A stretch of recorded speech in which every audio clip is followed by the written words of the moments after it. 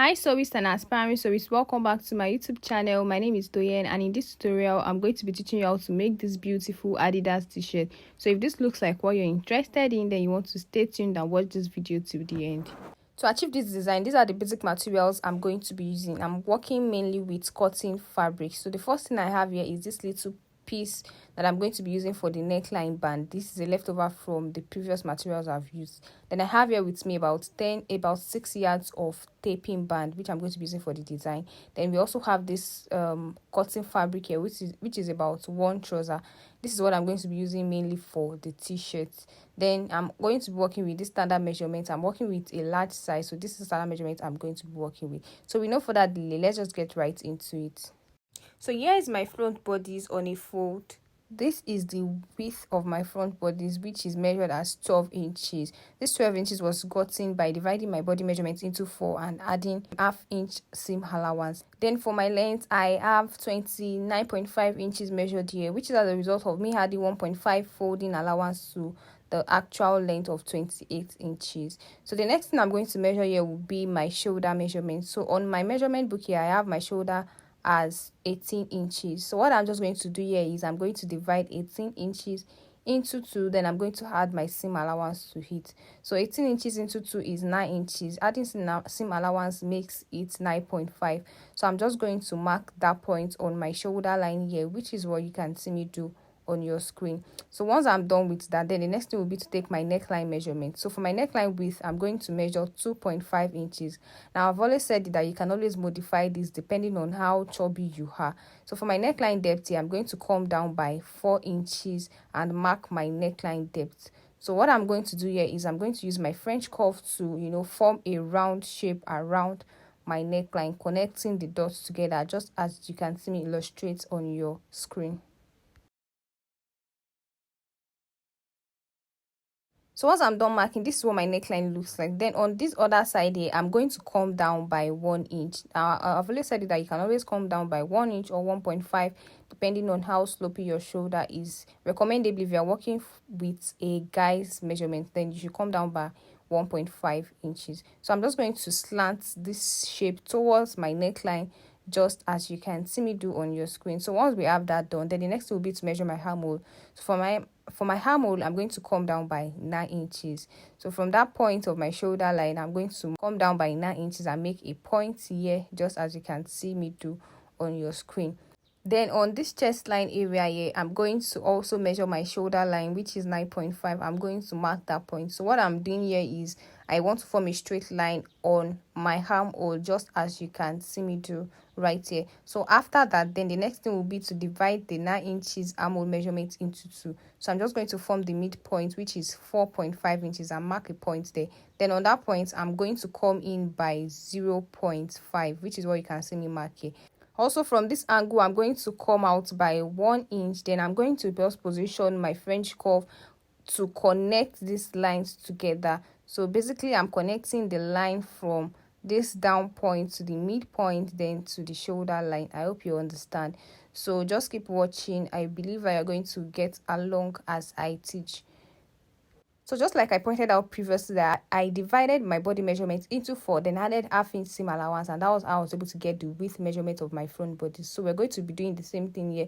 Body measurement divided by 4 is 11.5, then I added half-inch seam allowance. So what we have here is like approximately 12 inches. So I'm just going to take out the excess, just as you can see, because I want it to be actually 12 inches, because I'm working with an overlock machine and I don't want any excess to be left over. So the essence of me cutting out my length measurement and width measurement was to properly manage my fabric. So if that works for you, then you can follow my format. So I'm just going to cut out the shape of what I have drafted here.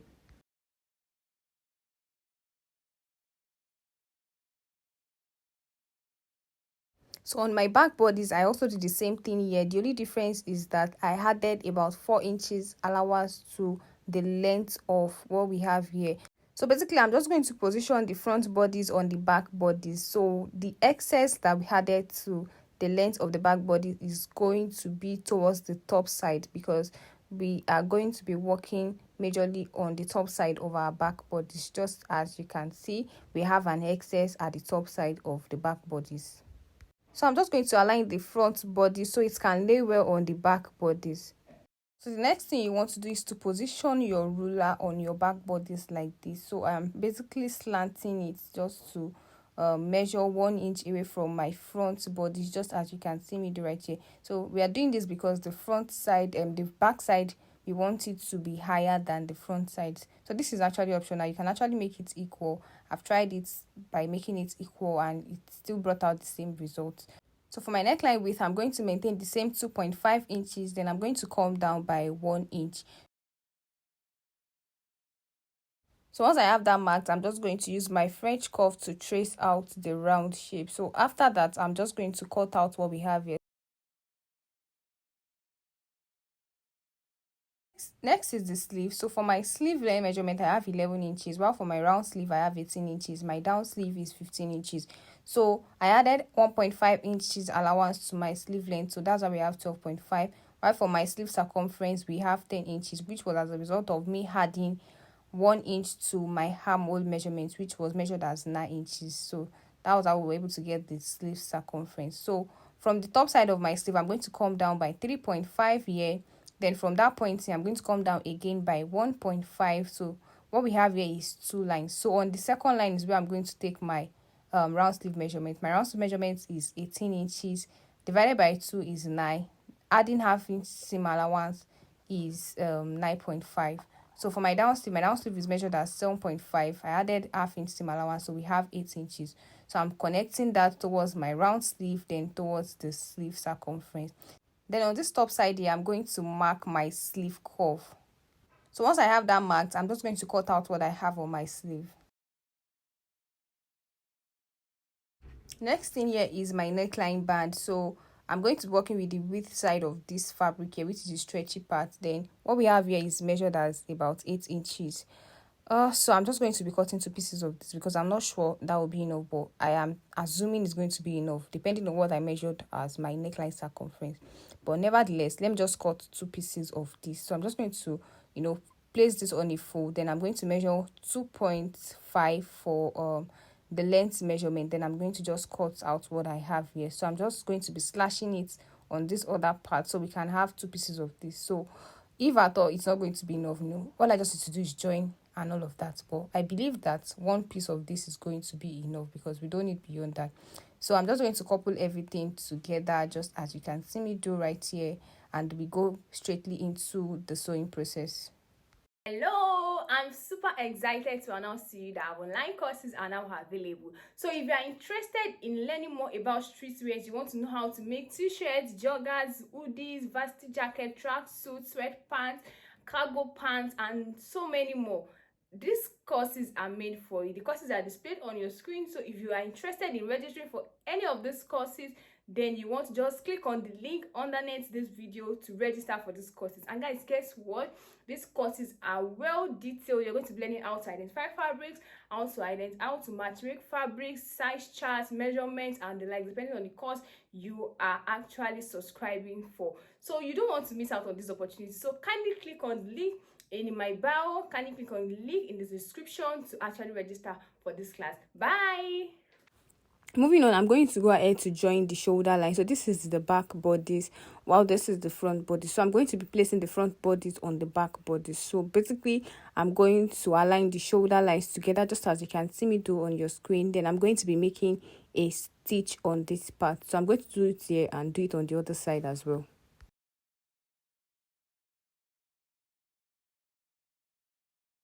So after sewing, this is what it looks like. So I'm just going to turn this over to the right face. Then I'm going to centralize the armhole area. So remember that while we're cutting, the shoulder line of the back side was higher than the front. So we're just going to create a center point for our armhole at this point.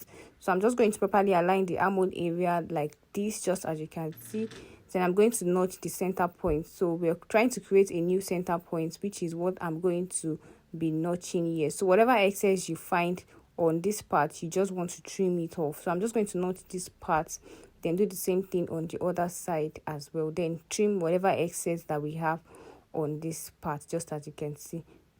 Next, I'm going to open up my armhole area. This is where I'm going to be attaching my sleeve. So remember that we knot the center point of our sleeve while we're cutting. So I'm just going to position the center point of my sleeve here, then pin it down. So basically, I'm going to be extending my sleeve round. So you can see that my sleeve properly fits into my armhole. So I'm just going to be making a stitch round, and I'm also going to repeat the same thing on the other sleeve as well. So after sewing, this is what my sleeve looks like. So next, I'm just going to connect my sleeve together to form the center point for my sleeve and shoulder line. So while at it, just make sure that you properly align the shoulder area and the sleeve area, just as you can see me illustrate on your screen. So once you have all of that done, then the next thing you want to do is to either iron it to form a gaiter for the center point, or you just mark a point with a pen or something. So I'm just going to notch the center point of my sleeve to also mark a center point. Then I'm going to just faintly mark different points with my pen, just as you can see me illustrate on your screen. So what I'm trying to do here is just to create a center point for where I'm going to be placing my design. So once I'm done with that, I'm just going to spread out my sleeve and shoulder area like this, so you can see the dotted marks. Then I'm just going to position my taping band on it, just as you can see me do. So this is where I'm going to start my design on. So I'm just going to carefully attach this to this part of my sleeve. I'm going to pin, just as you can see me do. So once I get to the tip of my sleeve, I'm going to cut it off. Then I'm going to just leave a gap in between, a gap of about 0.5 before positioning the second taping band. So once I have that figured out, then I'm just going to pin it down, just as you can see. So while doing that, I'm going to make sure that the distance between the first taping band and the second one is just about 0.5. So once I have that done, I'm going to cut out again, then position the third line. So I'm going to make sure that the distance also is 0.5 inch from this the second line. So once we have all of this done, I'm just going to go ahead to cut out what we have here. So on my straight sewing machine, I'm just going to go ahead to sew my taping band on each side. So after sewing, this is what it looks like. If you want to see a clearer view of how I was able to do all of this, you can enroll for our tracksuit course. I did a detailed tutorial on how I was able to do the taping and all of that. Next, I'm just going to connect my sleeve together like this. So at this point, you can try to pin the joining part of your armhole area so it doesn't alternate. So I'm just going to be making a straight stitch from my sleeve down to the downside of my t-shirt. I'm also going to repeat the same thing on the other side as well.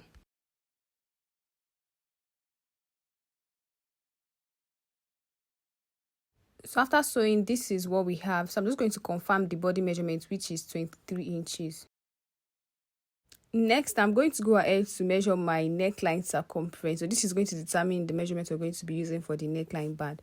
So I'm just going to measure what we have here, and measuring what we have here, we have about 10 inches as my neckline circumference. So I'm going to subtract 2 inches from 10 inches. So for my neckline band, we're going to be needing 8 inches circumference for my neckline band. So what we have here is approximately 8 inches. So I'm just going to make a stitch here, then I'm going to cut it out. So remember that while we're cutting, we cut out 2 pieces of this, thinking we're going to be joining and all of that, but we don't need to. So I went ahead to fold my neckline band. Then on my neckline circumference here, I'm going to locate the shoulder line joining. Then I'm going to come behind by 1 inch. So I'm coming behind towards the back side of my neckline by 1 inch. Then I'm going to attach the joining part of my neckline band on this point, just as illustrated in the video. So basically, I'm going to be stretching my neckline band to fit into what we have, to the measurement we have on this circumference, this neckline circumference. So I'm just trying to pin on different angle so that I can conveniently stretch around while I sew. So I'm just going to go ahead to make a stitch on my machine around this neckline circumference. So while I am doing that, I am also going to be stretching my neckline band to fit into what we have on the neckline circumference.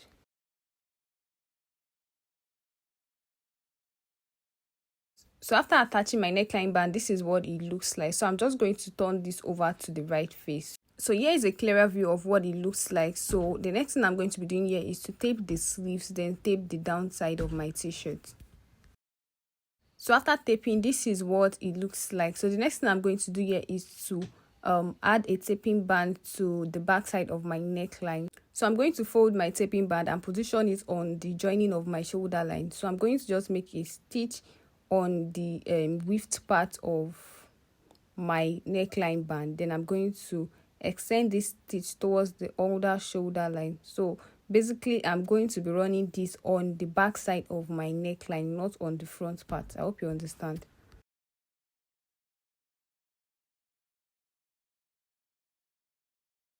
So when I'm close to the other joining, I'm just going to leave an allowance of about 1 inch, then cut out the leftover what we have. Then I'm going to fold my taping band and conclude my stitch on the joining part. So once I'm done with that, then I'm going to make a stitch on this second part of my taping band.